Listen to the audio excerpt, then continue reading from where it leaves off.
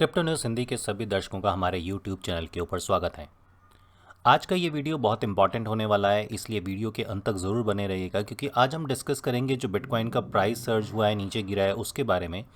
और इसके साथ साथ ही डिस्कस करेंगे जो बिल आने वाला है पार्लियामेंट के अंदर, उसके ऊपर कुछ टीवी चैनल जो हैं उनका क्या कहना है और गवर्नमेंट इसके अंदर क्या कुछ ला सकती है एज़ पर एनडीटीवी इंडिया। वो सारी बातें डिस्कस करेंगे इस एक वीडियो में।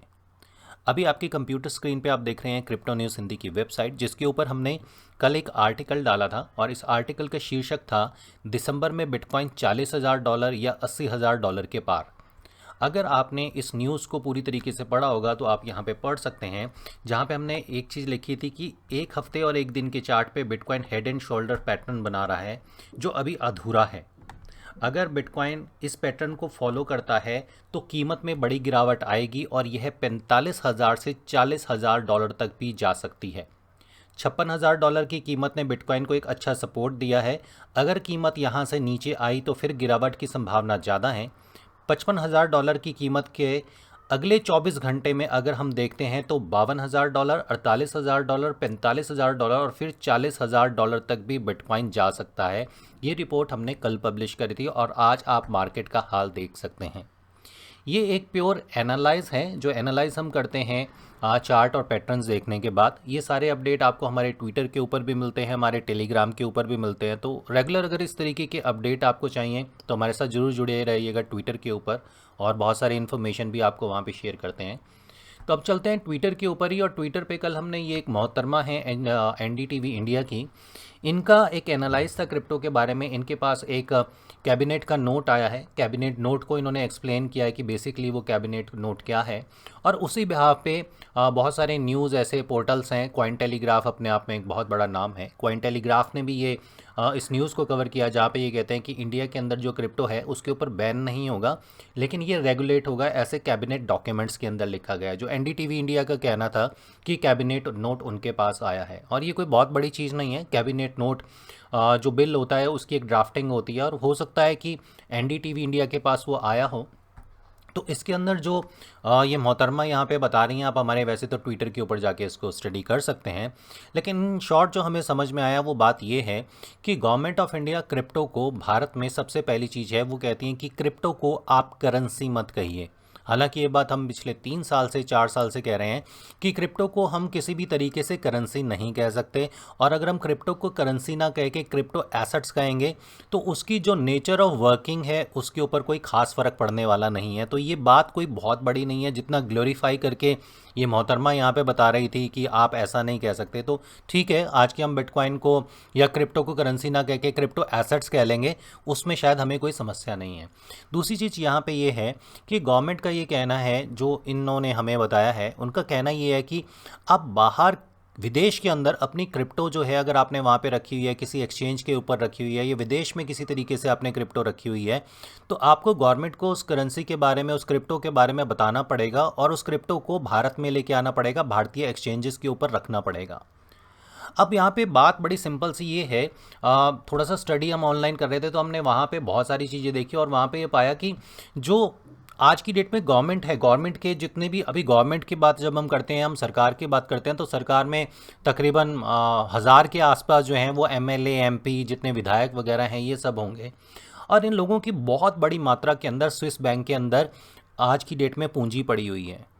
तो यहाँ पे एक न्यूज़ थी जहाँ पे कांग्रेस के एक पर्सन ने यहाँ पे ये क्वेश्चन भी पूछा था कि ये जो बाहर इतना ज़्यादा पैसा पड़ा हुआ है, जो करंट गवर्नमेंट है वो भी लोगों का नाम बताने से कतरा क्यों रही है, या वो पब्लिक क्यों नहीं करती इन बड़े नामों को जिनका स्विस बैंक के अंदर आज की डेट में करोड़ों अरबों रुपया पड़ा हुआ है। क्योंकि ये नेता हैं, क्योंकि ये बहुत बड़े लोग हैं, और इनका नाम बताने से शायद देश के अंदर हड़कंप मच सकता है। लेकिन वहीं पे आम पब्लिक के पास अगर उन्होंने कुछ क्रिप्टो को कमाया है, कुछ क्रिप्टो को बनाया है, कुछ क्रिप्टो को ट्रेड किया है, आप ये नहीं कह सकते कि हर एक व्यक्ति जो क्रिप्टो में ट्रेड कर रहा है या क्रिप्टो में उसने पैसा बनाया या पैसा लगाया है वो काला धन ही है, वो इलीगल मनी ही है। हम ये ज़रूर कह सकते हैं कि एक मंत्री या एक ऐसा मिनिस्टर जिसकी तनख्वाह 40 से 50,000 रुपये की है, और वो आज अगर 1 करोड़ 2 करोड़ रुपए की गाड़ी के अंदर आता है पार्लियामेंट के अंदर, उसके ऊपर इन्वेस्टिगेशन होनी चाहिए, लेकिन उसके ऊपर इन्वेस्टिगेशन नहीं होती उस जगह पे जहाँ पे कानून बनता है और सरकार का वो नुमाइंदा वहाँ पे पहुँचता है 2 से 5 करोड़ की गाड़ी के अंदर, जिसकी खुद की सैलरी जो है वो 50,000 रुपये की है। क्या सरकार ने कभी ये क्वेश्चन पूछा? तो जवाब आएगा कि नहीं, सरकार ये कभी क्वेश्चन पूछेगी ही नहीं। स्विस बैंक में जिन लोगों का पैसा पड़ा हुआ है वो अगर आप भारत नहीं लेके आ पाए तो उसमें आपकी फेलियर है, और आप जनता को कह रहे हैं कि वो अपनी क्रिप्टो को भारत में लेके आए और गवर्नमेंट को डिक्लेयर करे, नहीं तो आपको 1 साल या 2 साल की सजा हो सकती है। क्या इन मंत्रियों के ऊपर आज तक कभी कोई सजा का प्रावधान हुआ या चीज कोई डिसीजन के ऊपर आज तक पहुंची? तो जवाब होगा नहीं। ना तो ये आज तक कभी इस डिसीजन पे पहुंचे हैं और ना ही इस डिसीजन पे पहुंचेंगे, क्योंकि ये हमारे गणमान्य विधायक हैं, मंत्री हैं, संतरी हैं। इन लोगों के ऊपर कहीं भी जो भारत का कानून है ना तो वो चलता है और ना ही उसके ऊपर कभी कोई बिल आते हैं। अब दूसरी चीज़ यहाँ पे जो रेगुलेशन बनाने की कोशिश कर रही है, क्रिप्टो को एसेट्स ना कहें, सेबी के अंडर लेके आएँ। तो अगर सेबी के अंडर लेके आते हैं और आप बोलते हैं कि टेररिज्म के अंदर पैसा इन्वॉल्व ना हो, इस चीज़ की क्या गारंटी है कि क्रिप्टो अगर सेबी के अंडर आ भी जाएगी तो क्रिप्टो का दुरुपयोग नहीं होगा? क्या आज शेयर्स का दुरुपयोग नहीं होता?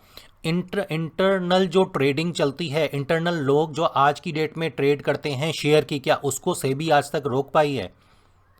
यहाँ पे बहुत सारी चीज़ें ऐसी हैं जो आज जितने भी न्यूज़ चैनल हैं, अगर आप यहाँ पे मोहतरमा को सुनेंगे तो आप सुनेंगे कि ये इतनी इंथुजियास्टिक होकर ब्रेकिंग न्यूज़ बता रही हैं, लेकिन इसके साथ साथ कभी इन्होंने इस चीज़ को क्रॉस फायर नहीं किया गवर्नमेंट से कि आप जो प्रेजेंटली कर रहे हैं क्या वो सही है, और क्या आपके पास वाकई में ही क्रिप्टो को रेगुलेट करने के, क्रिप्टो को मॉनिटर करने के वो इक्विपमेंट अवेलेबल हैं।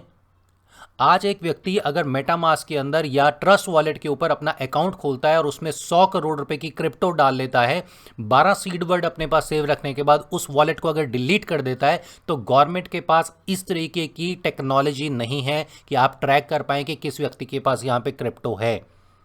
आप कानून बनाने जा रहे हैं, कानून बनाने से पहले आपको यह सोचना चाहिए कि आप किस तरीके का कानून बना रहे हैं और किन लोगों के लिए कानून बना रहे हैं।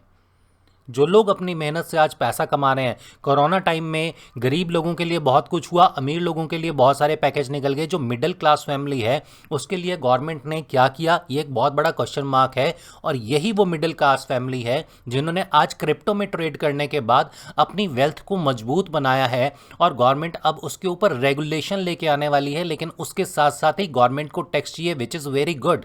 लेकिन वो टैक्स, अगर आप ये कहेंगे कि एक व्यक्ति ने 100 रुपये कमाया और 50 रुपये का आपको टैक्स दे दे, तो ये खून चूसना शायद बंद होना चाहिए। आप एक जेन्युइन तरीके का टैक्स लीजिए एक पर्सन से, एक क्रिप्टो ट्रेडर से, क्योंकि यहाँ पे ये पैसा कमाने के लिए बहुत ज़्यादा ब्रेन लगता है, बहुत ज़्यादा माइंड लगता है, बहुत ज़्यादा एफर्ट्स लगते हैं। तब एक व्यक्ति इस स्थिति के अंदर पहुँचता है कि वो अपने फाइनेंशियल स्टेटस को स्ट्रॉन्ग कर पाए। और ये जितनी भी खबरें आप यहाँ पे सुनते हैं, क्रिप्टो नोट आ गया है, बिल आ गया है, सज़ा हो जाएगी, ऐसे प्रावधान आ जाएंगे, वैसे प्रावधान आ जाएंगे, सॉरी टू से, लेकिन घंटा नहीं होने वाला यहाँ पे कुछ भी। यहाँ पे ये सब धंधे पानी ऐसे ही चलते रहेंगे। गवर्नमेंट इसी तरीके के बेवकूफ़ों वाला जो एक अपना बिल है ये लाती रहेगी, और यहाँ पे क्रिप्टो ट्रेडर ऐसे ही काम करते रहेंगे। आप ना तो किसी के वॉलेट को जब्त कर सकते हैं, ना ही किसी के हार्डवेयर। यहाँ पे पुलिस को क्रिप्टो तक का नहीं पता, यहाँ पे जो गवर्नमेंट ऑफिशियल है उनको क्रिप्टो ब्लॉकचेन के बारे में कुछ पता ही नहीं है, तो वो सीज क्या करेंगे? आपको पता होना चाहिए कि डिसेंट्रलाइज सिस्टम क्या है। एक तरफ आप कहते हैं कि प्राइवेट क्रिप्टो को बंद किया जाए, दूसरी तरफ आप एक्सचेंजेस के ऊपर KYC लेके वहीं पे क्रिप्टो को डालना चाहते हैं। तो आप डिसेंट्रलाइज सिस्टम को सेंट्रलाइज बनाना चाहते हैं, और सेंट्रलाइज बनाने के साथ साथ आप उसको प्राइवेट क्रिप्टो करें जो एक्सचेंजेस है उनके हाथ में देना चाहते हैं। ये एक बहुत बड़ी फुलिशनेस है, बहुत बड़ा बचकाना एक एक्ट है जो आज की डेट में यहां पे किया जा रहा है। आप लोग जितने क्रिप्टो के अंदर हैं, आप लोगों का इसके बारे में क्या कहना है प्लीज़ कमेंट करके बताइएगा, ताकि हम रेगुलर लेवल के ऊपर जो क्रिप्टो समुदाय हैं उसको जगा पाएँ, सरकार तक अपनी बात को पहुंचा पाएँ। क्योंकि हम ट्विटर के ऊपर रेगुलर लेवल पे ये करते रहते हैं। कुछ लोग ट्विटर के ऊपर जो हमें एडवाइस करते हैं, ये देखिए इस ट्विटर के ऊपर हमने डाला है। तो इस तरीके की इन्फॉर्मेशन अगर आपकी तरफ से आउटपुट मिलेंगे तो हम पब्लिक तक उसको भी पहुँचा पाएंगे। उम्मीद है वीडियो पसंद आया होगा, दोस्तों के साथ जरूर शेयर कीजिएगा। चैनल पे नए हैं तो सब्सक्राइब जरूर कीजिएगा। अगला वीडियो आप लोगों के लिए लाएंगे, तब तक के लिए नमस्कार।